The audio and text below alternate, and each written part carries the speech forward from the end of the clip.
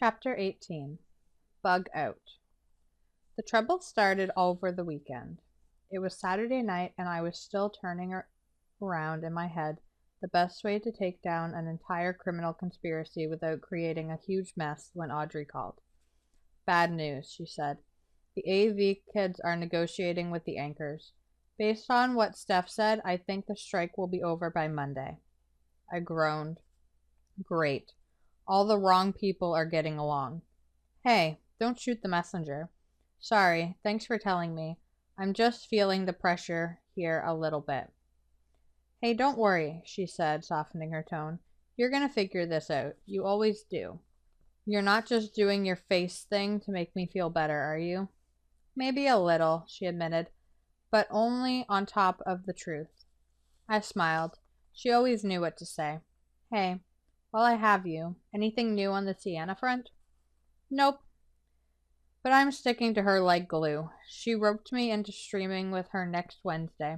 It's honestly kind of a big honor. She's been in touch with some bakery, and they're going to send her some products to review. It has a fancy name. Coaxy something. I think it's French. It's her first sponsored video, so she's super psyched. If that video blew up, it would be more fuel for the fire for Paige. I really needed to figure out this plan. Hey, Audrey said sharply. I can hear your brain grinding. Relax. You got this. Thanks, Audrey, I said, but I didn't relax. On Sunday, like Audrey had predicted, the AV kids reached a truce with the anchors, so on Monday I met up with Mariposa before school to see if she'd gotten orders to rocket boost Sienna again. She shook her head as she pocketed a container of maple syrup. No, and that concerns me. There's no way they didn't know the strike was ending if we knew it was ending. And there's also no way they decided to just let Sienna off the hook. So they must have a plan B, I finished.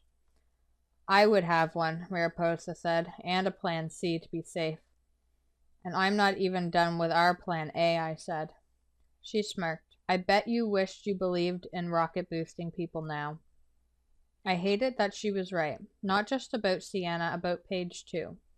If only it was as easy as taking out one person. Not that I even could, since Mariposa couldn't exactly rocket boost her own boss. But things would be so much easier if I could just make a call and have one person off. But lucky me, I had to take down an entire organization. For the next 2 days, we kept our eyes open for any sign of a plan B, but nothing emerged. Mariposa didn't get any communication from the BPS. Audrey didn't notice anything strange with Sienna. Monty didn't notice anything off with Paige as he helped with setup for the dance and carnival. I started keeping an eye on the videos Sienna posted, just to see if I could notice anything strange. It was typical stuff. Daily routine videos, shopping trips, vlogs about her day. I didn't find anything helpful, but it made my stomach feel like an acid pit. She was just a kid in a bad situation that she didn't know she was in. Back at the Grove, I wouldn't have cared if she ended up as collateral damage. It wasn't my problem. But here, I couldn't do that. I knew she didn't deserve whatever the BPS had planned for her. At lunch on Wednesday before the dance, Connor thunked his head on the table dramatically. This girl has us running in circles, he said. This morning, I almost put my baby sister on the suspect list for looking at me funny. And I'm only like half joking. I know, I said. I'll sleep a lot easier once we put this one to bed. This feels like a puzzle that keeps making new pieces. There's so much to keep track of. All the people and the clubs. Hopefully, once we have her pinned, you know who, will be scary enough to force the names of all of her minions out of her. I doubted anyone in the cafeteria was paying attention to our conversation, but we weren't naming names to play it safe. I agreed with Connor. We had a long list of suspects, but we hadn't caught all of them with pencils, so a lot of them were still just strong hunches.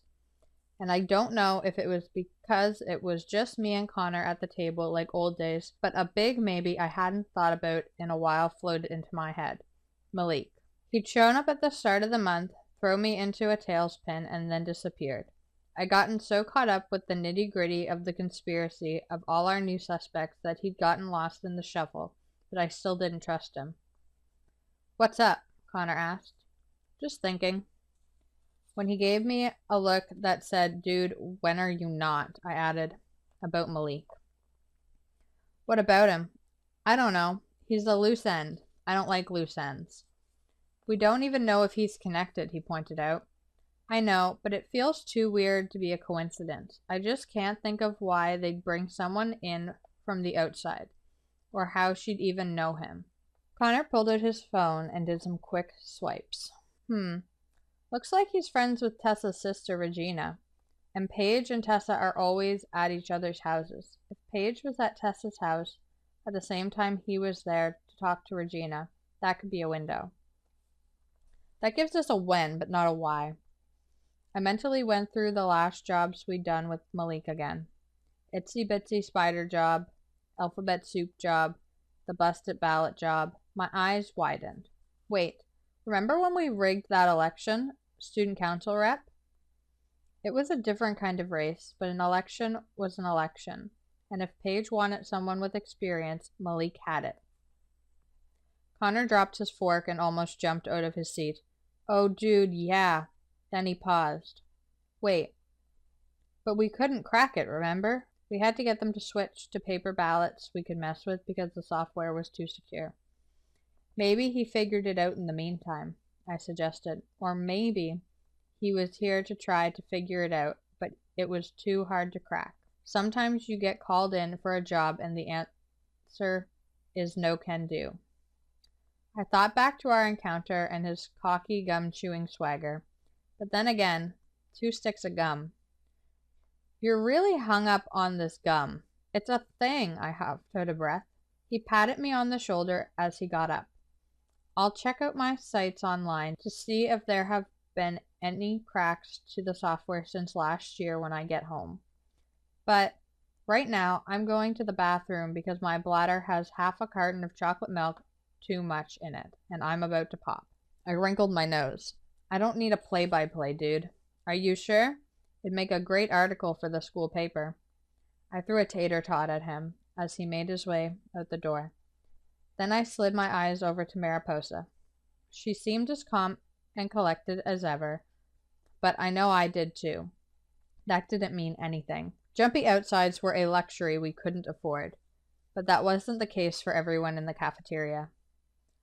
I caught motion out of the corner of my eye, the wobble of a nervous walk. I turned to catch a glance at what I assumed was one of Mariposa's unlucky victims for the day and was surprised to see a familiar face. It was Kennedy. Kennedy, who I knew didn't have lunch this period. Kennedy, who I knew didn't have business with Mariposa. Kennedy, who, as far as I knew, had only one reason to be nervous. I watched as she walked through the cafeteria past Mariposa, all while looking over her shoulder as if she thought she was being watched. She was, of course, but that was all the more reason to act like she wasn't. This was the reason working with non-pros was so risky. It had taken us forever to train that instinct out of Monty.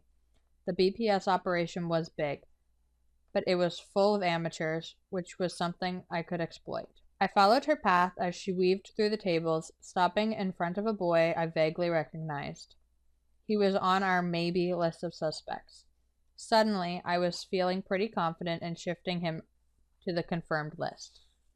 She opened her shaking hand and showed him something. Then he slipped her a piece of paper. She balled it in her hand and made for the exit. I flicked my eyes between Kennedy and the teacher who was giving out hall passes. He had a line of 6 kids waiting. If I got in line and did this the right way, she could get away. I sat there frozen with indecision for a second before I steeled myself and got up. I didn't have a plan. This wasn't my specialty, but Connor wasn't here, and I couldn't let this opportunity slip. I shot off a quick text to Connor, trailing Kennedy, think she's up to something, before putting my phone on silent and shoving it in my pocket. There's nothing worse than a phone buzzing when you're trying to be stealthy. Unlike Kennedy, I did my best casual walk like I didn't care who saw me get up. I was just a kid in a school. What was suspicious about that? I moseyed on over to the bulletin board, all nonchalant, and pretended to study the flyers. Oh, Boy Scout meeting tonight? Cool. Nice and normal. Keeping an eye on her the entire time. As soon as she exited the cafeteria, I picked up speed. Too fast. A teacher stood in my path.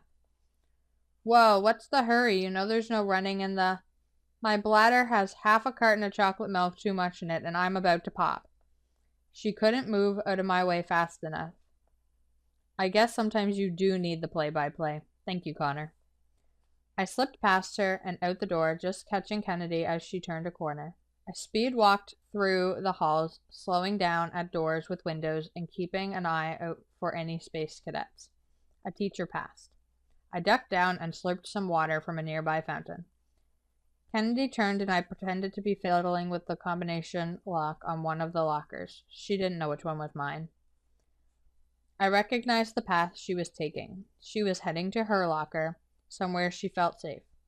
I trailed silently behind her, just out of her line of sight, as she keyed in her locker combo and opened the door, so she could read the note behind the false privacy it provided. She looked over her shoulder one more time, and I walked past her, doubling back with lightning speed the moment she turned back to the note. She was blocking my view, so I couldn't see, but she wasn't that tall. I stood on my tiptoes, trying to catch a glimpse of something. Anything. One word, one letter, one... Let me see some hall passes, a voice barked. Kennedy yelped, swiftly turning and clutching to the slip of paper in her hand, but too slow. The new arrival snatched it away from her, glanced at it before handing it back. That's not a hall pass. Show me a real one, or... I have one, she said, hurried, fishing a piece of paper from her pocket and handing it over. The cadet adjusted his badge and squinted at the hall pass before shoving it back at her. All right, but you better get to wherever you're supposed to be, or I'm writing you up. And that'll be on your permanent record. The threat of a smudge on her perfect record sent her scurrying. I don't think she even registered that I was there. As she turned the corner, the cadet turned to me. And where's your hall pass? I slapped him on the shoulder. Knock it off, Connor, and thanks for the save. He winked at me. No prob. Leave the trailing to the experts next time. I will, but when you stop taking inconvenient bathroom breaks, maybe lay off the chocolate milk while we're in go mode. And where did you get the badge? He grinned. I told you I was working with Monty on forgeries. Looks good, right? Shout out to his brother for working at an art supply store. I've been waiting for a chance to test this, and when I got your text, I figured it was a good time to bust it out. Good thing you did, because I did not have a plan to get that note. Speaking of, what did it say? It said Ladybug is on, but I have no idea what that means. I think it must be whatever their plan B is, but I don't know what it could be. It had to be some kind of code name, but without more information, it didn't tell us anything. Still, it was a start, at least. Let's get this to Mariposa. She might be able to find out more. I passed off the info to Mariposa before lunch finished, and she promised to see what she could dig up. I also told Audrey to keep an extra close eye on Sienna, which she said was no problem. I'm hanging with her at her place after school to stream, remember? The rest of us went to Connor's place once school was over. Connor still felt pretty sure that Malik wouldn't have been able to crack the voting software, but we wanted to be certain. Voting closed tomorrow, Thursday, after the carnival, so if it was being rigged, we needed to know ASAP. Monty couldn't help with the techie stuff, so he was in the kitchen making cookies when we got a text from Audrey. I read it and frowned. She says Sienna is doing her live stream at school, that she got special permission to use their setup to film. So, asked Connor, AV Club has good stuff, like lighting and tripods and stuff. She's into production value, so it's right up her alley. I shook my head. This doesn't feel right. She's alone at school the same day we learn some kind of mysterious plan is a go. I don't trust it. Connor checked his phone. She's not streaming yet. We have like 25 minutes. I shot a text to Audrey. Why at school? Is that new? A ping came back a minute later. New student government initiative, making club resources more readily available school-wide. Are we suspicious? Me. We're highly suspicious. Audrey. Let me know if you need her stalled. Monty walked in, dusting his hands off on his pants. Cookies are in the oven, he said happily. Should be about 10 minutes. He paused. Is something happening? We think Sienna might be about to get got, Connor said. Isn't she with Audrey? Monty asked. Yeah, but they're at school, which is super suspicious, said Connor. They're live streaming an unboxing of some products, I said. Audrey said it was some French bakery thing, Coaxy something. Monty's face went still. Was it Coaxy-now? He pronounced it Coaxy-now. Could be. Audrey wasn't sure. Why? Coccinelle is French for ladybug.